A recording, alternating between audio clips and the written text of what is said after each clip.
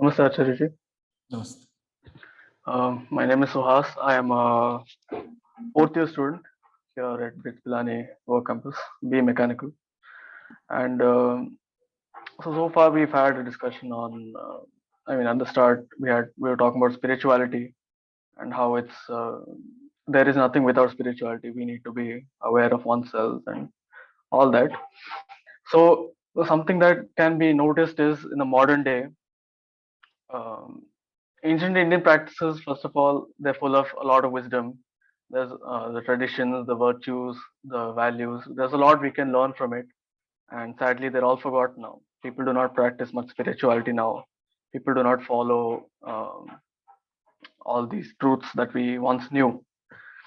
And in addition to this, in the modern life, it is very difficult to actually sometimes to follow some of these. Let's say um, it's not entirely possible, right, to renounce everything and go live in the forest. Practically, it is not possible to survive like that in most cases right now. And then, even a small case like sattvic food, eating sattvic food, it becomes difficult for, let's say, an engineering student who is in his campus, in his hostel, and has limited choice. So, even though these are very good values and practices, they cannot always be carried out. So, my question to you is, which of these practices first of all, why should we implement and learn from ancient Indian practices?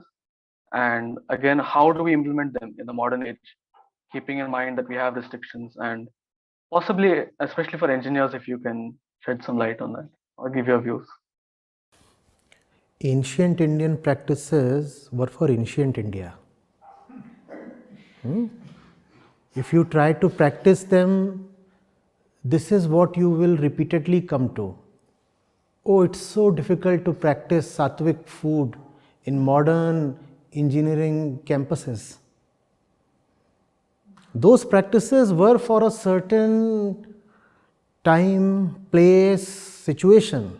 That's when they were practical. Practices do not determine the core of spirituality. Consciousness does.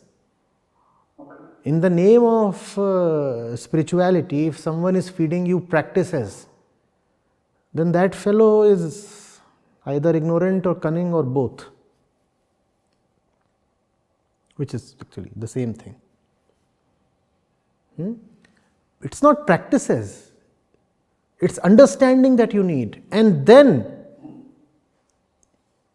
even if you are in a jungle, a frozen desert, you'll still know what to eat, what not to eat. How is it possible that in India, in a campus you are saying it's difficult to get right food? With all the degradation that is happening, India is still a paradise for vegetarians. Definitely. Right? If in India you are finding it difficult to practice vegetarianism or veganism, then where would you find it facile? Would you say you have come to, let's say, a place like the North Pole, Siberia, or some place where it's easier to get fresh fruits? So, and it's not a question of whether you are in Kerala or Punjab or Siberia. It's a question of the depth of your understanding. Once you know, your action flows from there. Then you do not say, oh, it is too tough to do. Then you do not say, oh, it's right but difficult. It's difficult, learn how to do it, because it has to be done. That's the thing with the truth. It is absolute. It does not give you space to deviate, meander, and such things. Right. If something is to be done, it is to be done. Find a way. The question is, what is the right way? The question is not whether or not to do it. It has to be done. Full stop. And if something is not to be done, find a way how not to do it. Do not say, oh, well, because it is difficult to not to do it, I am questioning whether or not to do it. Difficulty is not the criteria. Understanding is the criteria. What are you a man for if you cannot take difficulties? And difficulties, remember, will never be taken beyond a point by the animal within you. Even a lion retreats in face of adversity. We call the thing the king of the jungle, no? Mm-hmm. You will find enough evidence, enough videos showing lions and tigers retreating from adverse situations. So, it's animals who decide their actions based on the difficulty in the situation. Human beings are not supposed to do that. Lay down your life doing the right thing. Do not buckle down. What is life to be preserved for if it is to be spent not rightly? You are saying, oh, I am preserving life, I am preserving life. For what? Life is a movement, life is a space and time. And that entire space you have filled up with all kinds of unworthy things, and you are saying, I am prolonging my life because doing the right thing was difficult. Prolonging it for what? Towards what end? So, practice being loyal to understanding. That's the practice you need. Practice not doing anything without understanding. Practice inquiry, particularly practice self-inquiry. These are the practices that you need. Not ancient Indian practices. In the name of ancient Indian practices, there is a lot of nonsense going around. Somebody is trying to wear clothes that were in circulation 3000 years back. Somebody is wearing the sacred thread, somebody is doing all kinds of things, somebody is trying to wear wooden slippers and hacking down trees and saying, oh, this is ancient Indian stuff, exotic. Right, it's important to differentiate and be able to tell. Now let's come to ancient India. What ancient India is really about? Ancient India is highlighted by Vedic wisdom. Right? You call yourself Sanatani. When you say you are an Indian, India is the land of the Vedas. And the part of Vedas that is relevant today and will remain immortally relevant is the Upanishadic part, the wisdom part, not the Karmakand part. That became obsolete long back. And that's also the part that contains a lot of rituals and practices and this and that. And some people are still sticking to that. Many people, most people rather, are still sticking to that, thinking that that is the essence of the Vedas. That part became obsolete, redundant. There's nothing in that. It belongs to the museum now. Yet that part still has some historical value, you can refer to it, and there are times when you find gems hidden even there in the Karmakand part. But mostly it has only value in antiquity. Just as you preserve a piece of some antique good, but still the Vedas have tremendous value even today and they will remain immortal. Why is that so? Because of Vedanta. That's the essence of ancient India. So when you say ancient India, do not mean anything except Vedanta. And that's what you have to practice. Right, okay. Right. So I think if I can rephrase my question, I think, so what would these, since these are what will remain relevant immortally, what are the truths or understandings that we should? No, there are no truths there. There is just the instruction in several forms, repeated in several ways to always be vigilant, always self-inquire. That's the message of the Upanishads. You are nothing except your understanding. Keep knowing, keep asking, keep knowing, keep asking.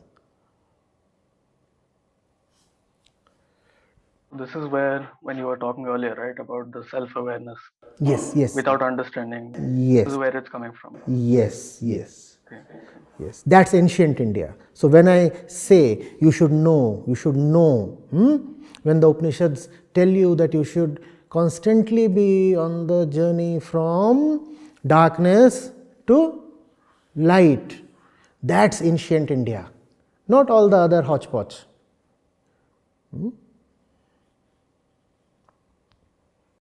So let's say, if I'm right to say this, I think many people are not aware of this. Even I had a small misconception of what practices versus the actual understanding is.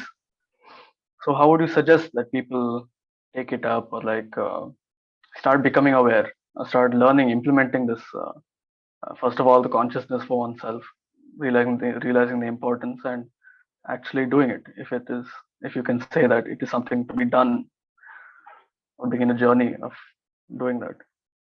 Even your method is not too bad, no? Come talk to me. That's one good way.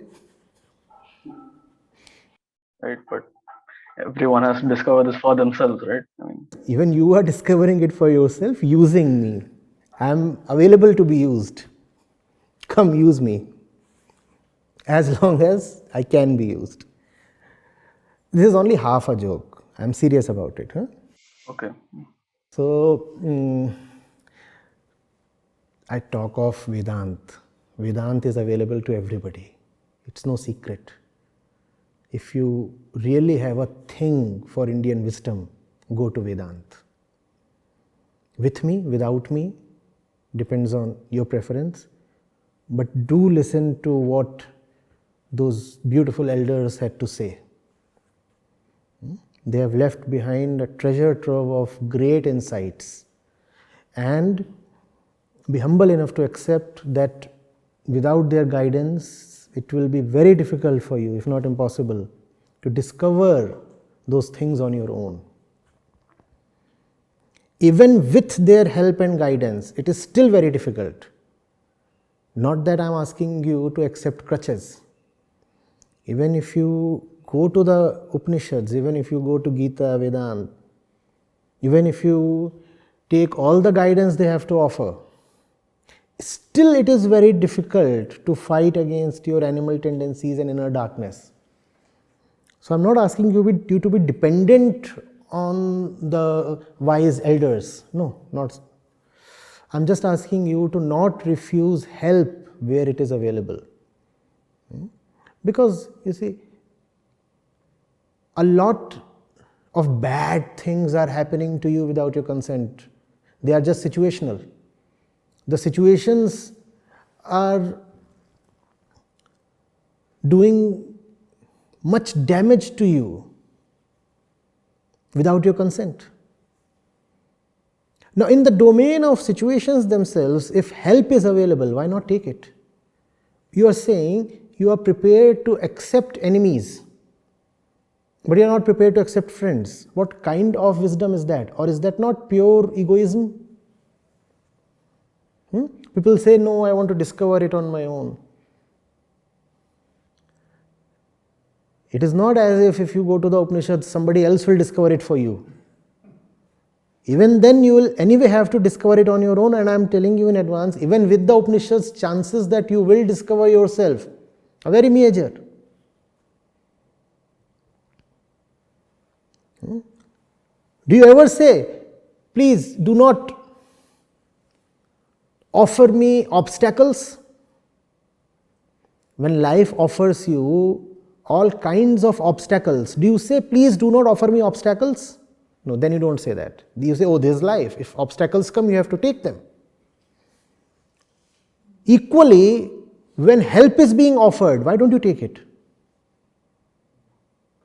When you can't refuse obstacles, why do you want to refuse help? Is that not just the ego?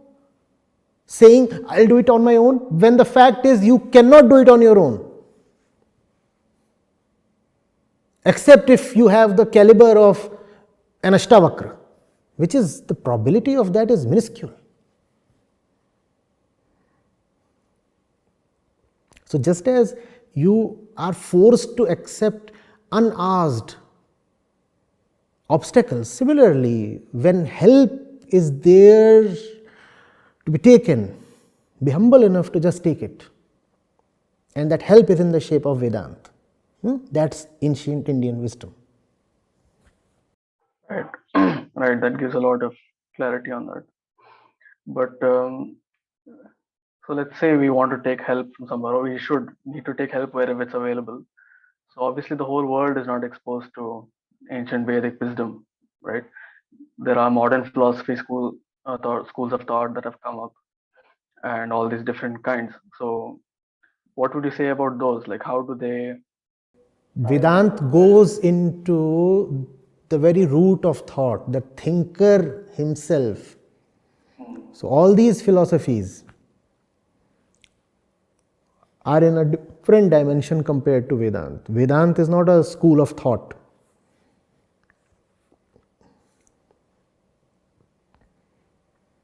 Vedanta is not a school of thought.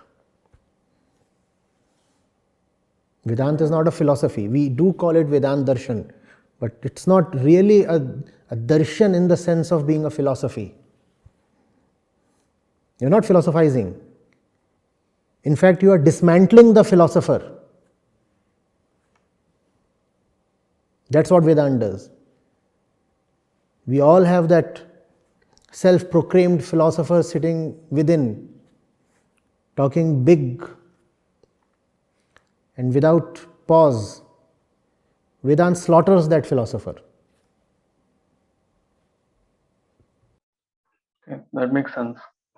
But would it also make sense to say that it would be a lot more? I wouldn't want to say difficult, but we'd have to go a lot more deeper into understanding to extract things from Ved.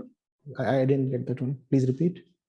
Would it make sense if I said that we'd have to go a lot more deeper when if you're understanding Vedantic wisdom to, let's say, solve an ordinary problem? No, A it's daily. rather very ordinary. Vedanta is not complicated. When you read Marx or Voltaire, that's where you find complications. How thick are their works? This thick. And that's why hardly anybody reads them. Even Marxists don't read Marx, right? You know that very well. Upanishads, what, 5 pages, 4 pages, 2 pages, except the couple of lengthy ones. So there are no complications there. There is just childlike simplicity. Just childlike simplicity. It's just that kind of disarming innocence is sometimes too much to take for very complicated people. So they say, oh, we cannot wrap our heads around it. That's what the sage is saying. Son, where are your questions coming from? This is an Upanishad. I mean, 5% of it. 95% is my commentary. This thick. This thick. 5% of this is the Upanishad. Where is the complication?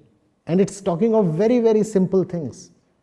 How can someone say, I don't understand Vedanta? But what's there to not to understand?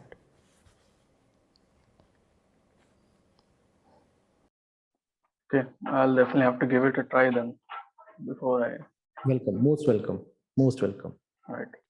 So you would recommend engineers, especially like I'm trying to keep this discussion there because this is we're actually in engineering college right now. A lot of students here joining in. So I mean, this is also a very different kind of webinar that we are actually used to. So keeping that awareness as a start would be nice. So you would recommend, or do you have any advice also for any of us apart from get into Vedantic wisdom and try to understand yourselves? Why should I give other advice? Why should I give you other advice? You You are on the ventilator and you are saying, do you have some other gas except oxygen? First of all, right now you have a brain fog because oxygen levels are low. Secondly, in that brain fog, you are asking for more nitrogen or carbon monoxide. Why are you asking for an option, son? First of all, try this thing out. Maybe it will tell you who is the chooser within, who wants choices and more choices and options and more varieties. Why the hell do we hanker for these things? Huh? So please try to begin. No, I was saying apart from that. Apart from oxygen, you have what, ozone? All right. We can start with that. I actually find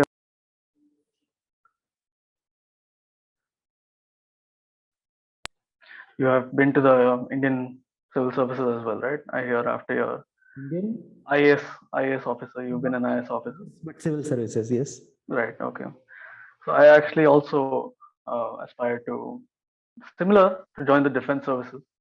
So it's a bit of an unconventional path from that many take here. So that has also been inspirational actually, seeing that you have gone into that path along with for many of other people here as well. You've been to IIM Ahmedabad also. So the entrepreneurship culture and so stuff of this kind of advice, even if you put further sessions at this institute, I think that would be helpful as well. Discussions on this. What exactly is the question regarding the career thing? There's no question as such, but I'm just saying that it is such discussions would be very nice to have as well, apart from the spirituality concepts. Yeah, it's all one. There is no distinction there. You can ask on that side also and you'll get the same response. So there is not much hope for you. Even if you ask me about my career days, it will somehow close in on Vedant. So Okay. All right. Thank you, Acharya. In continuation to what my friend said, and you responded that the Upanishad part of the Veda are what relevant to us right now, and what we should focus on the conscious of us. But maybe the conscious is right, and he's instructing the body to do something. But and you said we should not buckle under the pressures. So, but our body needs some training, some practice, so we do not get buckled. So, at that part, or at that position, doesn't the karma part, or let's a practice of having fast. So we have trained our body to resist the temptation to eat. So doesn't that practice help us to not buckle in other situations also, where our mind is taking charge of our body? you can have that practice. Go. Fine. Okay. So maybe my friend Suhas was focusing on those things, that what. No, you cannot focus on those things. You cannot focus on those things. Those things are like, just washing your clothes once every 3-4 days. You can't focus on your life on the washing machine. If you want to train your body so that you can listen to me, that's fine. But the central thing is listening, not training the body. And I do not know what kind of and how intensive training do you require to just listen. There might be a fellow, who has some problem in the hips or in the back or somewhere, who can't even sit still or sit straight. Might be somebody who has a problem in the ears. These are the kind of people who require some kind of physical training or physical operation to even listen. But otherwise, I do not know what you want to do with your body to just listen, to just see, to just know very innocently. And I also do not know when will you call your physical training complete, because the body is a mass of imperfections. I do not know when you will declare yourself fit enough to listen, physically fit, that is. you will practice for, let's say, 30-40 years and then try to declare, now I am fit to have some knowledge. By that time you will have arthritis and osteoporosis, because age will catch up on you. Everybody has to die, right, irrespective of how fit your body is. So I do not know how long you want to continue servicing your body.